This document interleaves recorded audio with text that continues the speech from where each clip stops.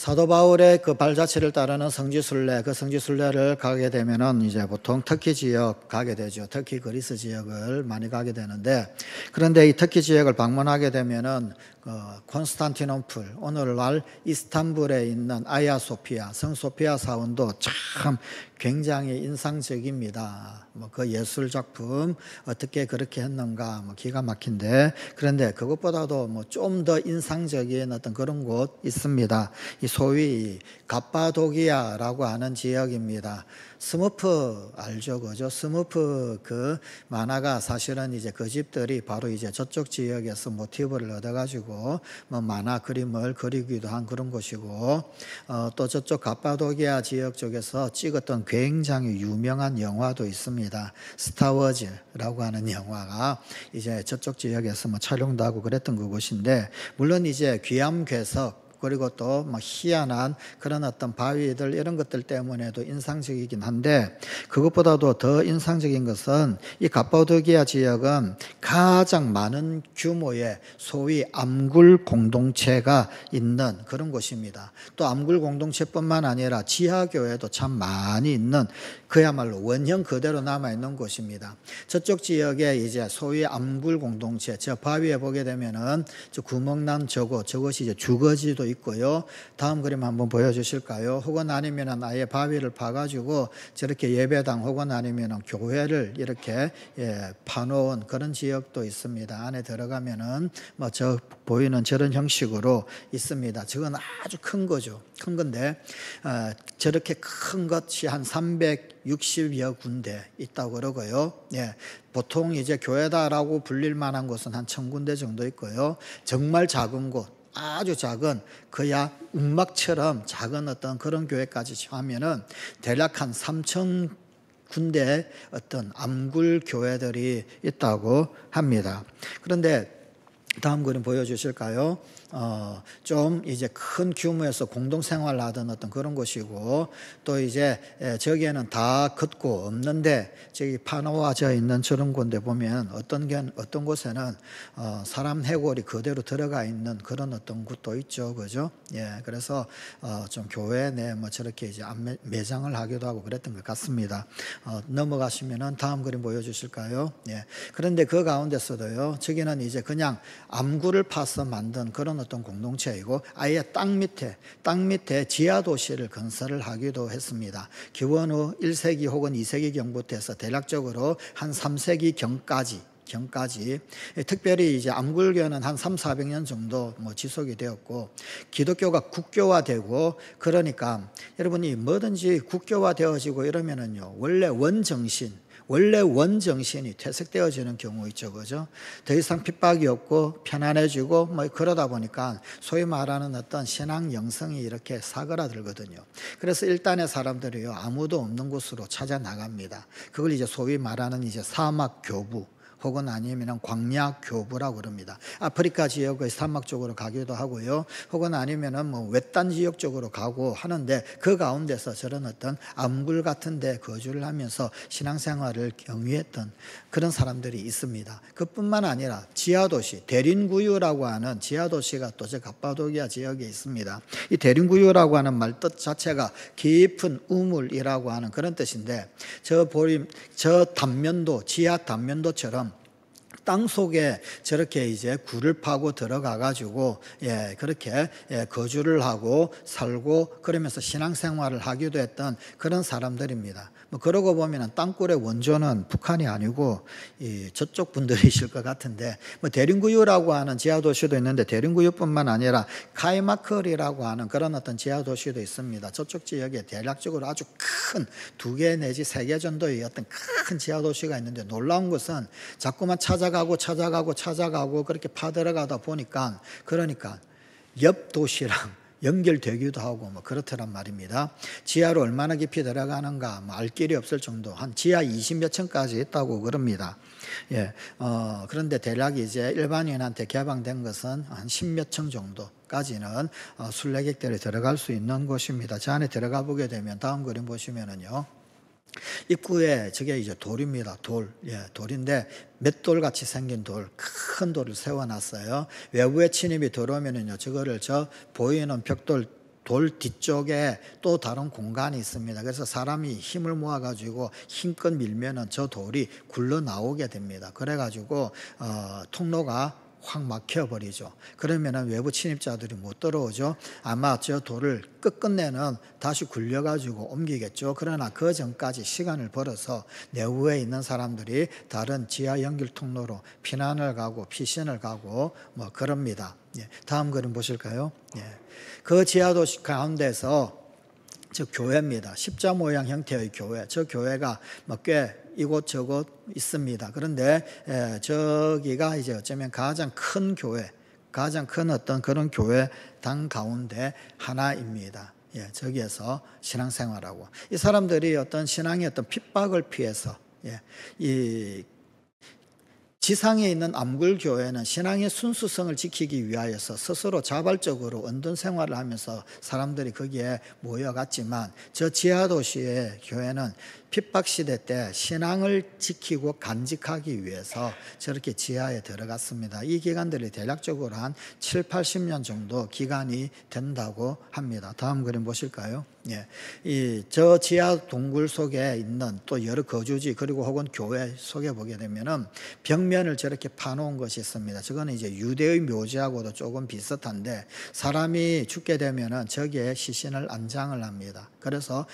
모셔두었다가 저기에 계속해서 영원히 둘 수 없잖아요. 그죠? 그래서 밤이 되면은 몰래 시신을 들고 그리고는 지상으로 올라가서 그래서 몰래 묻기도 하고 혹은 아니면 그것이 여의치 못한 경우에는 그냥 저 지하 암굴에 그냥 그 상태로 매장이 되어져 있는 그런 상태로 있기도 합니다. 놀라운 것은 뭐냐면요, 저기에서 발견된 뼈 조각들이 있습니다. 그런데 그 뼈 조각들을 그 분석을 해보게 되면은요, 비타민 D가 부족하고 그 다음에 이제 그러니까 그럴 수밖에 없겠죠. 햇빛을 보지 못하니까 각기병 환자, 소위 말하는 곱추이죠, 그죠? 그런 어떤 뼈들이 꽤 많이 발굴이 됩니다. 그들은 도대체 신앙이 뭐길래?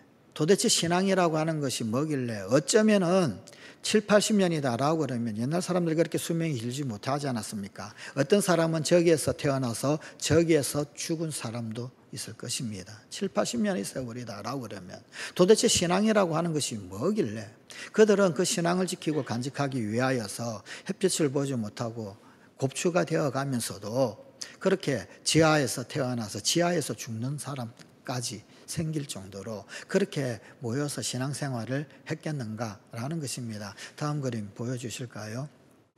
바깥에서 보면은요, 지형이 이제 저런 형태로 되어져 있습니다. 뭐 괴레메라고 하는 것도 있고요, 뭐 또 뭐 여러 어떤 지명들이 있고, 뭐 비둘기 집이다 뭐 이런 뜻인데, 뭐 그런 어떤 곳 또 이제 여러 가파도기아 지역 전체가 이제 저런 형태의 지형으로 뭐 이루어져 있습니다. 예, 어떤 이는 신앙의 순수성을 간직하기 위해서 일부러 찾아 들어갔고, 어떤 사람은 핍박 시대 때 그 신앙을 지키기 위하여서 지하로 숨어 내려가기도 했던 그런 사람들, 그들이 많이 있었습니다. 다음 그림 보실까요? 이 교회 어떤 암굴 그리고 어떤 바위를 이렇게 파가지고 그래가지고 교회 생활을 했던 어떤 그런 어떤 저거는 아주 큰 교회죠, 그죠? 뭐 그런 어떤 형태의 교회들 그런 것들 오직 신앙 때문에 그들은 그렇게 살았다라는 것입니다. 여러분, 신앙이 이렇게 참 귀한 것일까? 귀합니다. 여러분, 조금 전에 보여드렸던 그 지하교회에 이 사실은요, 지상으로부터 어느 정도 내려가야 되느냐면요, 120m. 지상으로부터 해서 120m 내려가면 거기에 교회가 있습니다. 이 사람들 공동체가 이제 그 만약에 외부에서 침입이 오고 발각이 되어져 가지고 뭐 체포 위기나 혹은 아니면 잡으러 들어오는 외부 침략자가 들어온다라고 그러면은요, 여러분 그 큰 돌을 굴리고 그러면서 이제 이 사람들을 대피를 시키는데 우선적으로 대피를 시켰던 사람들이 있습니다. 누구냐면은요, 목회자. 그 공동체의 지도자입니다. 지도자와 함께 그에게 누구를 딸려보내느냐면 아이들을 딸려보냅니다. 예, 후손들, 자녀들, 아이들을 딸려보내고 그리고는 피신을 도망을 다른 곳으로 갈 수 있도록 그리고 난 다음에 그 다음에 어른들이 피난 갈 수 있으면 피신할 수 있으면 하고 그러지 못하면 잡혀가기도 하고 뭐 그랬던 겁니다. 신앙 그렇게 그들이 이런 어떤 이곳 가운데서 살았던 사람들, 그들이 이런 고난을 감내했던 것, 그리고 이런 불편을 감내했던 것, 그건 도대체 뭘까요? 그거는 나중에 웃는 자가 되기 위해서였다라는 겁니다. 훗날 주님 앞에 섰을 때 주님 앞에 주님 나 그래도 잘했지요 라고 하는 웃음, 주님 앞에 웃을 수 있기 원하여서 뿐만 아니라 후손들 앞에 그 믿음의 그 정절을 끝까지 지켜가면서 나는 믿음 끝까지 지켰다라고 하는 그 부끄럽지 않기 위해서 그들은 그렇게 신앙의 절개를 지켜가며 스스로 불편함을 감내를 하고 고난을 감내를 하고 그렇게 살았더라 라는 것입니다. 이렇게 신앙을 지키고 신앙 가운데 승리하고 끝끝내 승리한 그런 삶을 살아갔던 사람들도 있는데, 그런데 사실은 그렇지 못한 사람들도 꽤 많이 있었습니다. 뭐 성경 시대 때부터, 이미 신약 성경 시대 때부터 배도자들도 사실은 꽤 많이 있었습니다. 디모데전서 9장 19절 20절입니다. 어떤 이들은 이 양심을 버렸고 그 믿음에 관하여는 파선하였느니라. 그 가운데 후메네오와 알렉산더가 있으니, 뿐만 아니라 디모데후서 4장 10절입니다. 데마는 이 세상을 사랑하여 나를 버리고 데살로니가로 갔고, 후메네오, 알렉산더, 데마 뭐 이런 사람들, 이들은 오늘의 편안함, 오늘의 자신의 안위, 그것을 위하여서 내일의 소망, 상급, 영원을 포기한 것입니다. 그래서 이들은 믿음의 역사 가운데 결국은 부끄러운 자로 그 이름을 성경에 남기게 되었죠. 누구는 끝까지 달려가 하나님 앞에서 승리하는 신앙이 되고, 누구는 그 중간에 세상을 사랑하여서 그만 데살로니가로 가버리게 되고, 왜 이런 현상들이 일어나느냐라는 겁니다. 그러고 보면 여러분, 내가 예수 처음 믿고 그랬다, 내가 예수 먼저 믿었다라고 해가지고 반드시 끝까지 승리자가 되는 것은 아닙니다. 또 나중에 믿었다라고 해가지고 영원한 믿음의 경주자 가운데서 뒤처지는 사람이 되는 것도 아니다라는 말입니다. 오늘 우리에게 주신 하나님의 말씀은요, 먼저 된 자가 나중되고 나중된 자가 먼저 된다라고 우리에게 경고를 해주고 있지 않습니까? 비록 처음은 보잘것없는 출발이었지만 그 나중 인생을 하나님 앞에서 참으로 영광으로 마무리하는 그런 사람들이 있습니다. 그 대표적인 예가 사도 바울 아닙니까? 그는 정말 예수 믿는 자 핍박하던 사람, 예수를 핍박하던 사람, 그런데 하나님 앞에 참 소중하고 귀중한 하나님의 종이 되곤 그러지 않았습니까? 오늘 우리에게 주신 그 하나님의 말씀은 포도원 일꾼에 대한 비유 이야기입니다. 그런데 도대체 이 비유 왜 우리에게 주셨나? 이 비유는 사실은 일종의 해설입니다. 해설. 어떤 해설이냐면은 먼저 된 자가 어떻게 나중 되는가, 또 나중 된 자가 어떻게 먼저 되는가 라고 하는 것, 사실 그것에 대한 그런 해설 비유이기도 합니다.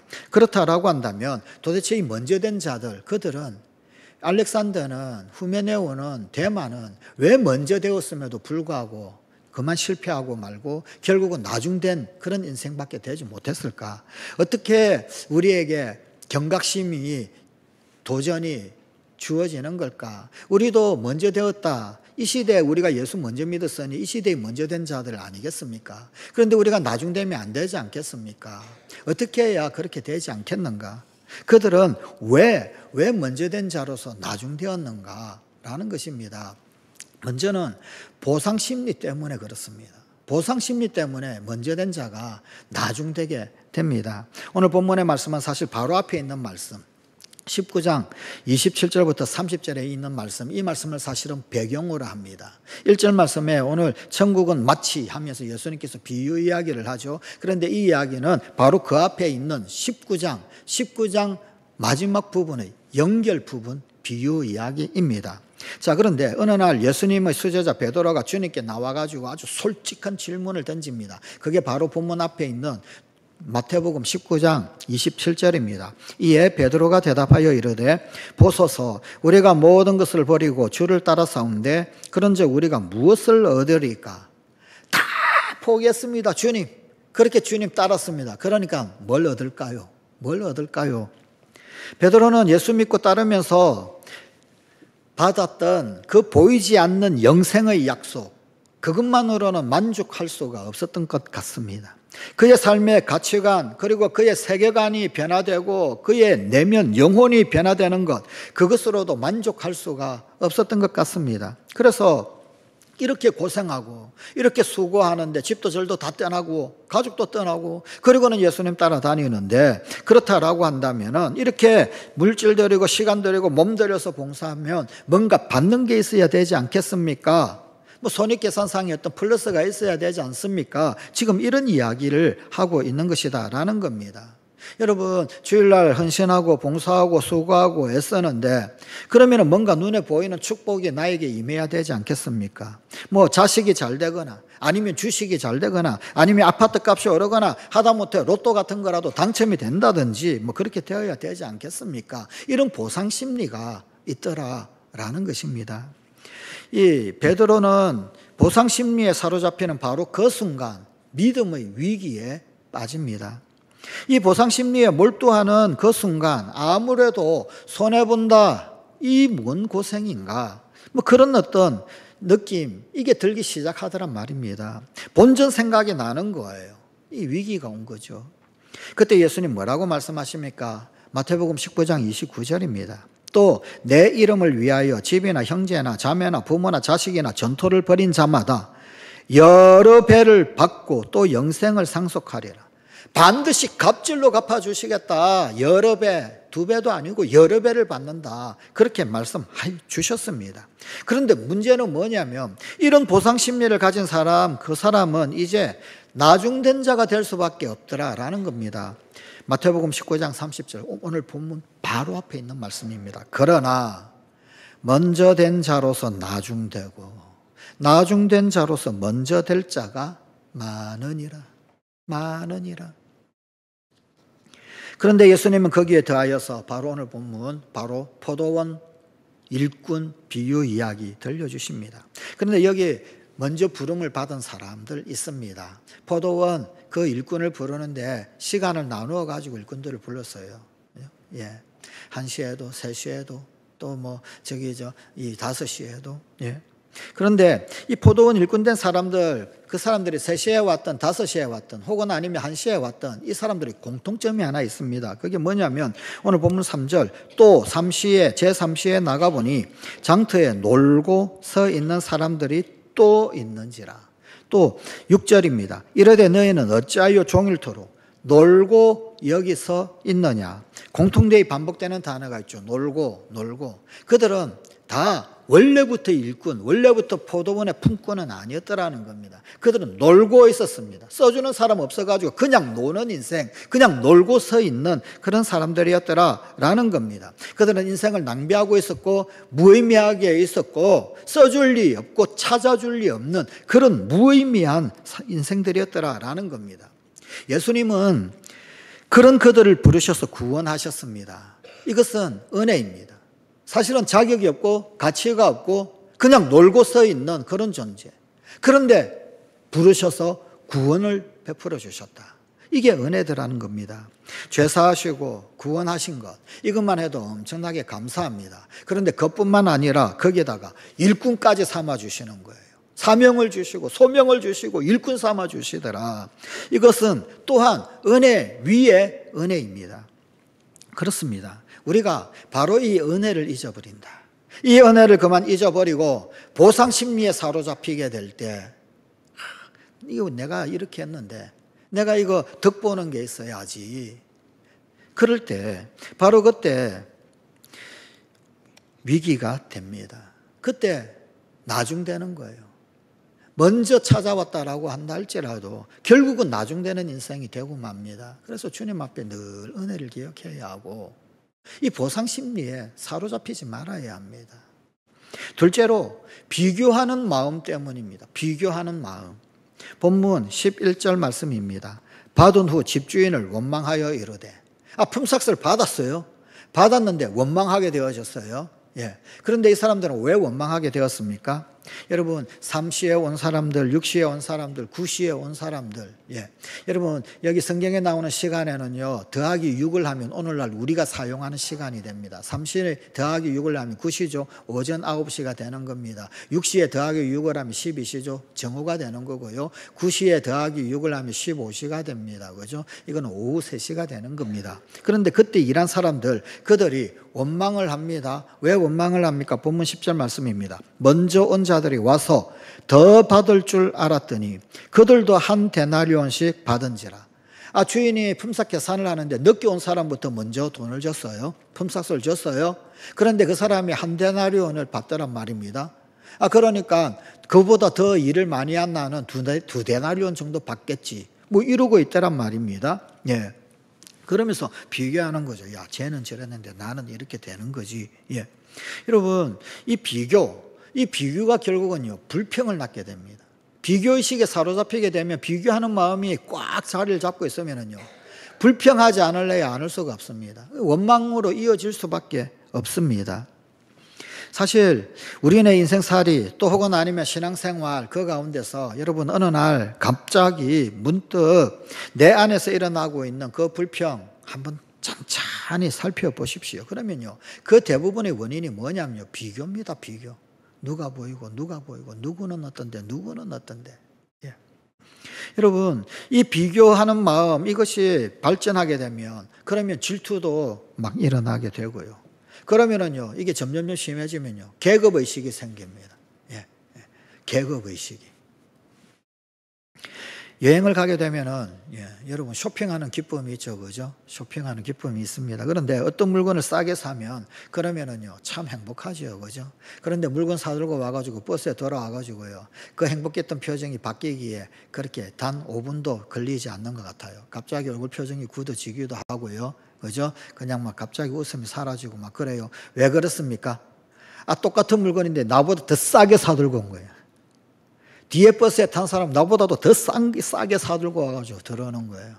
여러분, 쇼핑을 했다, 여행지에서 그래도 물건 하나라도 샀다, 사는 어떤 기쁨, 그런 어떤 즐거움, 그런 거 누렸는데, 그런데 그냥 그것으로 좋게해야 되는데, 너는 얼마 샀냐, 너는 얼마에 샀냐, 와, 나 이거 얼마냐. 또 똑같은 가격을 샀는데 덤으로의 사람은, 나는 덤으로 하나 받았는데 저 사람은 3개를 더 받아오고, 그때부터 그냥 웃음이 사라지게 되는 거죠. 비교예요. 비교. 나는 이런데 쟤는. 그죠? 여행지에 가가지고 물건값 물어보지 마십시오. 왜 괜히 그냥 즐거움을, 기쁨을 잃어버리고 막 그럽니까? 그죠? 이 비교가 문제입니다. 비교. 여러분, 우리가 바로 이런 비교하는 마음 어떻게 이길 수 있습니까? 어떻게 이 비교하는 마음을 극복할 수가 있겠습니까? 하나님이 창조하실 때 모든 사람, 그 사람은 한 사람 한 사람 전부 다 각자 따로따로 만드셨어요. 다 다르게 지으셨다라고 하는 것, 그것 기억해야 합니다. 우리는 얼굴도 다르고 성격도 다르고요, 개성도 다르고 기질도 다릅니다. 은사도 다 다릅니다. 그래서 성경도 말씀하고 있지 않습니까? 은사는 각각이라고 다 다른 거예요. 그러니까 우리네 인생 가는 길 역시 마찬가지, 똑같지 않습니다. 다 똑같은 것 아니에요. 전부 다 높은 지위에 오르고 전부 다 권력지고 전부 다 그냥 막 떵떵거리고 다 그런 거 아닙니다. 그런 거 아니에요. 근데 그것 가지고 거기에서 어떤 비교해 가지고 그냥 열등감 가지고 그럴 필요 없습니다. 그리고 나는 왜 이렇게 했는데 이거 왜 저 사람은 왜 저런가? 내가 일을 해도 더 많이 하고 수고해도 더 많이 했는데. 그럴 필요가 없습니다. 다 다른 거예요. 다 다른 거예요. 하나님 다 다르게 지으셨다. 자기만의 독특한 소명이 있습니다. 사명은 각자예요. 하나님의 부르시면 각자입니다. 누구는 목사로 불렀지만 누구는요, 목사로 안 불렀어요. 누구는 선교사로 불렀지만요, 누구는 사업가로 불렀고요. 누구는 전도사로 불렀지만요, 누구는 교사로 부르고 혹은 아니면 공무원으로 부르고 그렇단 말입니다. 다 다르단 말입니다. 꼭 옆집 아줌마처럼 그렇게 살 필요가 없습니다.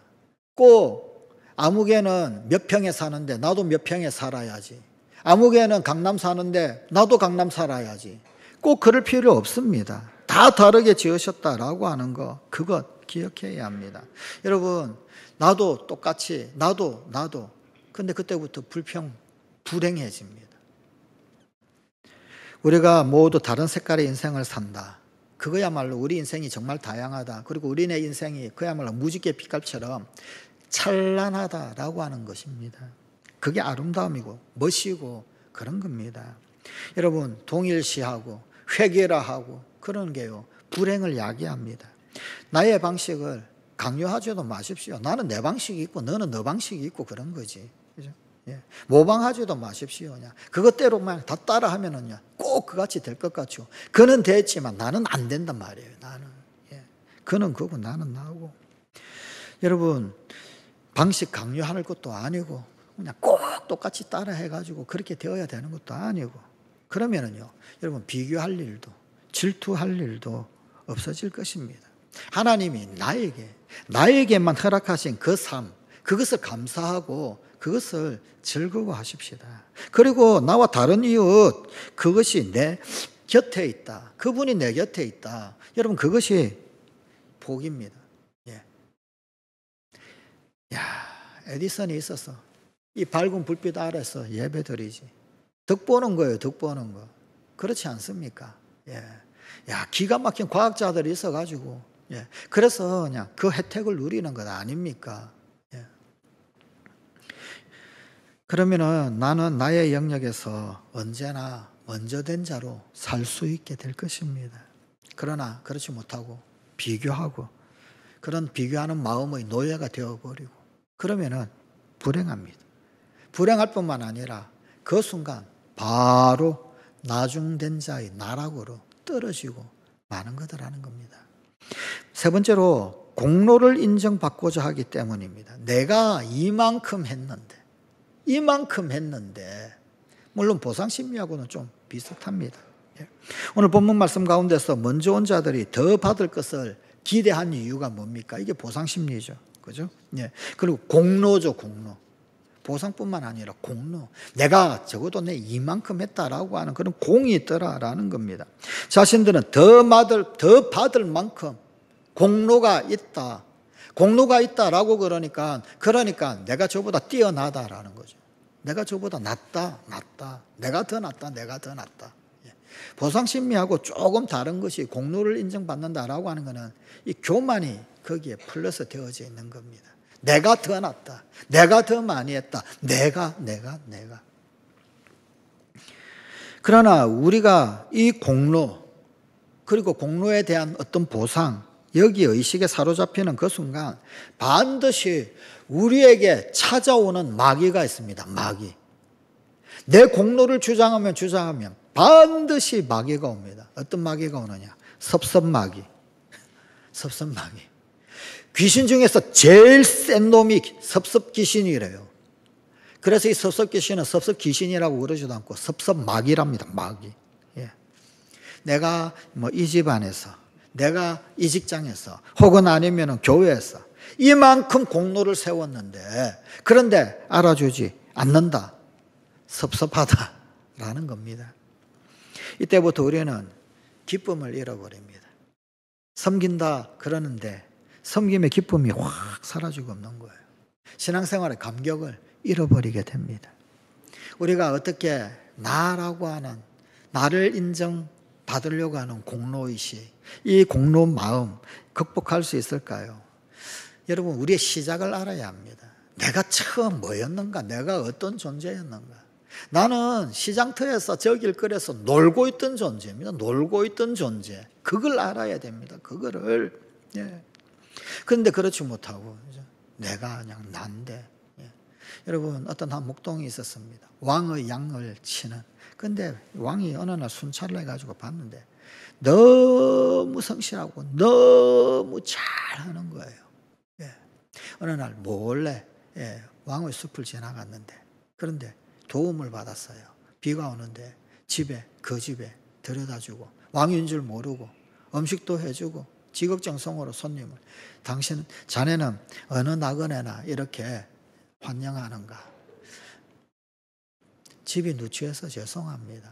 뭐 드릴 것도 없고, 한 사람 더 드린다라고 해서 어려울 것도 없고, 누구나 할 수 있다, 섬길 수 있다라는 것, 이게 귀한 일이지요. 뭐 그러는 거예요. 왕이 마음에 들었습니다. 관료로 발탁을 했습니다. 이런 사람은 뭘 맡겨도 잘한다. 예. 나라에 부패한 관리도 많고, 그리고 왕궁의 그런 이 재산을 은근슬쩍 그렇게 탕진하는 관료도 많은데,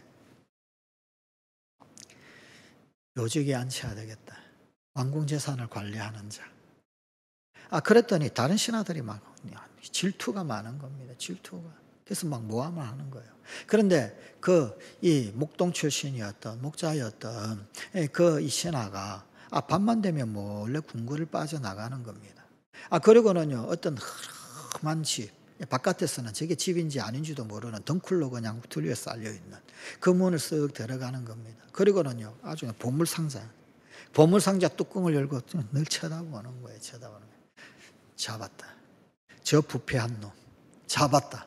다른 신하들이 왕에게 고자질을 했습니다. 저 신하가 참 청렴하고, 그리고 또 이 왕궁 재산 관리를 잘하는 것 같지요. 사실은 타락한 놈입니다. 왕궁 재물을 몰래 빼돌려 가지고 자기 은신처에다가 보물을 숨겨놨습니다. 어디냐? 가서 보니까요, 진짜 밖에서 잘 모르겠어요. 덩쿨로 쌓여가지고 정말 흐름한 문을 열고 나니까 보물 상자가 나오는 겁니다. 당장 열으라고 열어봤더니 그 안에 뭐가 있냐면 정말 쾌쾌한 남루한 옷이 한 벌 들어가 있는 겁니다. 이게 도대체 무엇이냐 물었어요. 그랬더니 목동 출신이었던 그 신하가, 여기서 내가 왕의 양을 칠 때 입고 다녔던 옷입니다. 내가 일개 목동 출신이었다. 그 사실을 잊지 않기 위해 내 마음이 주해지고 내 마음이 자고해지고 그때마다 돌아와서 이 옷을 쳐다보면서 내가 목동이었다라고 하는 사실을 되새겼습니다. 라고 이야기하는 겁니다. 성관가족 여러분, 사무엘하 7장 18절에 이런 말씀이 있습니다. 다윗 왕이 여호와 앞에 들어가 앉아서 이르되 주 여호와여, 나는 누구이오며 내 집은 무엇이기에 나를 여기까지 이르게 하셨나이까. 다윗도 목동 출신이죠. 아마 그 목동 출신 신하와 똑같은 마음이 이 말씀 가운데 고스란히 녹여져 있습니다. 주 여호와여, 나는 누구이오며 내 집은 무엇이기에 나를 여기까지. 나는 그냥 양이나 치던 목동 출신인데 나를 이 왕궁, 나를 이 이스라엘 가운데 가장 높은 자 주인 되게 하셨습니까? 성관가족 여러분, 나의 시작은 장터에서 놀고 서 있던 자, 여러분 그것 기억해야 합니다. 그런데 그런 사람이 순전히 은혜로 구원받은 겁니다. 구원만 받았을 뿐만 아니라 도대체 내가 뭐길래 하나님께서 사명을 맡기시고 하나님 일을 맡기시고 그래도 하나님 일을 합시고 조금이라도 할 수 있게끔 하시고 그러냔 말입니다. 그걸 알아야 되는 거예요. 그 갚을 수 없는 그 은혜 가운데 난 빚진 자다. 이것 알아야 합니다. 내 공로 알아달라. 이런 마음들, 그거 극복하기 위해서는요, 이 빚진 자다라고 하는 철저한 깨달음이 늘 필요합니다. 로마서 1장 14절입니다. 헬라인이나 야만인이나 지혜 있는 자나 어리석은 자에게 다 내가 빚진 자라. 여러분, 사도 바울이 얼마나 뛰어난 사람입니까? 그가 무슨 빚을 졌어요? 무슨 빚을? 그는 가말리엘 문화생입니다. 오늘로 따지자면 하버드 출신이란 그 말입니다. 바리새인 중에 바리새인이고 유대인 중에 유대인 아닙니까? 여러분, 로마의 시민권자였었어요. 돈으로 시민권 산 것도 아닙니다. 아예 그냥 태생적으로 시민권자였었습니다. 보통 사람하고 비교할 수가 없는 그런 존재였단 말입니다. 그런데 그가 난 빚진 자라는 거예요. 로마인뿐만 아니라 이방인들 가운데, 헬라인들에게도, 그 누구에게도 나는 그저 빚진 자다. 이 빚진 자 마음이 우리를 겸허한 봉사자로 살게 합니다. 조금 전에 터키의 그 성지순례 이야기 잠시 들렸는데 터키에 가게 되면 서머나라고 하는 곳이 있습니다. 오늘날은 이즈밀이라고 하는 곳이 있습니다. 거기에 가면은 이제 폴리캅 기념교회가 있어요. 이 폴리캅이 이 서머나의 감독을 지냈었습니다. 이 폴리캅은 예수님의 이 가장 사랑받았던 제자 사도 요한 있죠. 요한의 제자. 그 요한의 제자가 바로 이 폴리캅입니다. 그런데 이 서머나 교회에서 목회하던 이 폴리캅이 유대인들의 참소로 인하여서 그만 잡히게 되어졌습니다. 총독 앞에 끌려갑니다. 근데 총독이 보니까 이 폴리캅 인품이 너무 좋은 거예요. 묻지 않겠다, 한 번만 부인하라, 한 번만 아니라고 이야기해라. 그러면 그 다음부터는 묻지도 아니하고 너에 대해서는 아무런 그런 어떤 신문도 없을 것이다. 한 번만. 그 이후에는 네가 뭐 교회 감독을 하든 뭘 하든 더 이상 잡을 일도 없을 것이라고 회유를 합니다.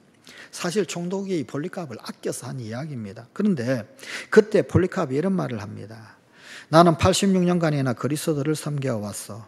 그러나 그 86년간 나의 주님은 단 한 번도 나를 모른다 하신 적 없고 단 한 번도 나를 해롭게 하신 일이 없습니다. 그런데 내가 어찌 나의 주님, 나의 왕을 모른다 할 수 있겠습니까?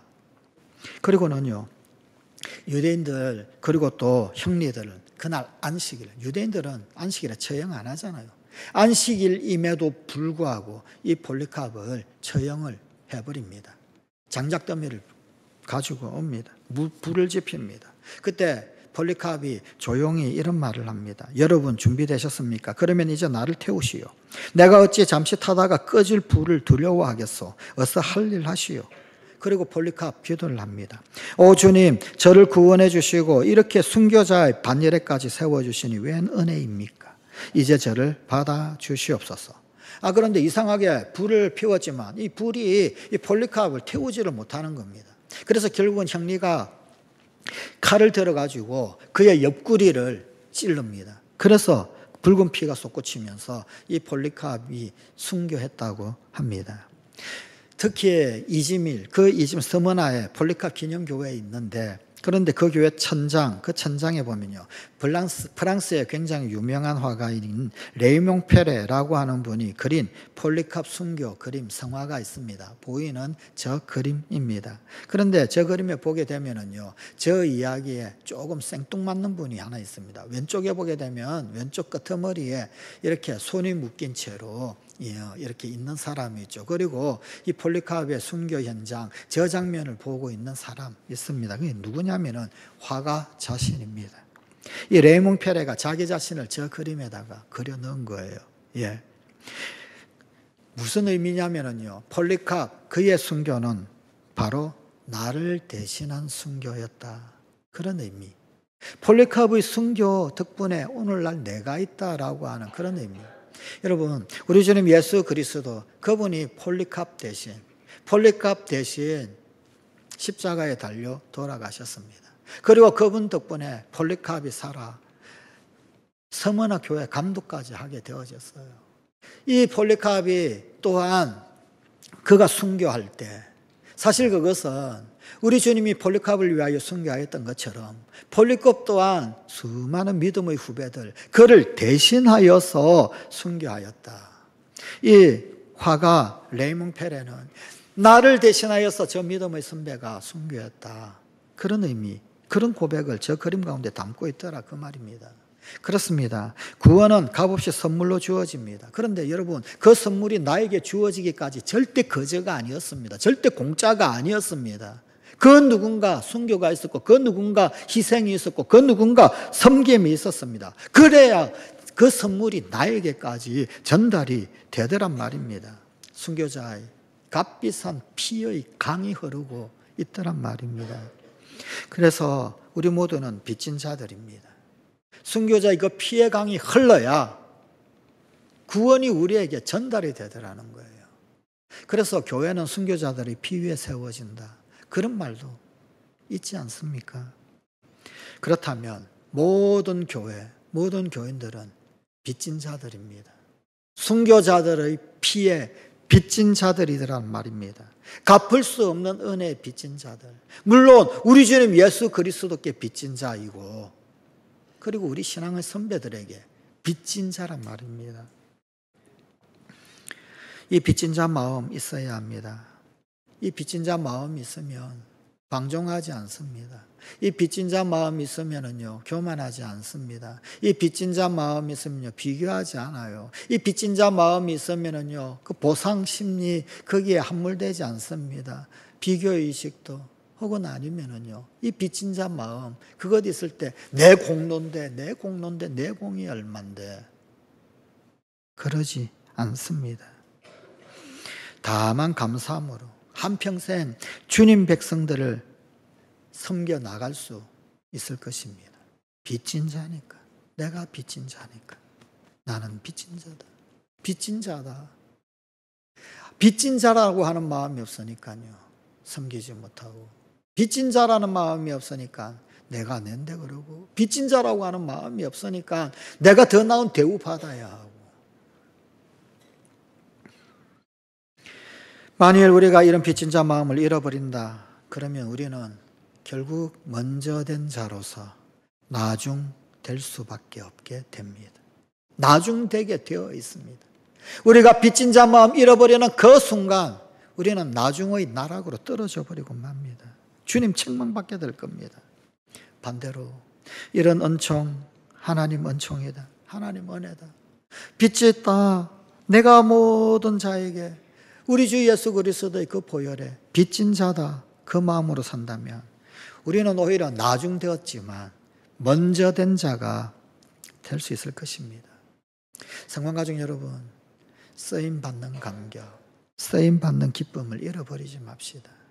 세월이 갈수록 쓰임받는 감격, 쓰임받는 기쁨이 더해져야 할 텐데 왜 시간이 가고 세월이 갈수록 쓰임받는 감격이 퇴색해지고 쓰임받는 기쁨이 없어져 버리고 왜 그렇습니까? 나도 모르게 내가 내 공로 인정받기를 원하는 마음에 사로잡혀 있는 것 아닙니까? 나도 모르게 자꾸만 누가 비교, 그 비교하는 마음 가득히 내 속에 들어와 있는 것 혹은 아닙니까?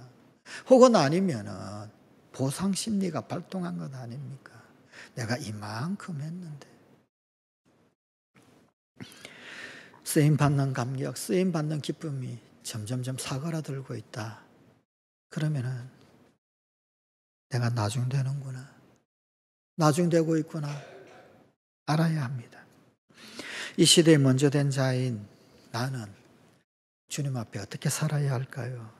어떻게 해서든지 이 은혜, 이 놀라운 복음의 빚을 갚으면서 살아야 하지 않겠습니까?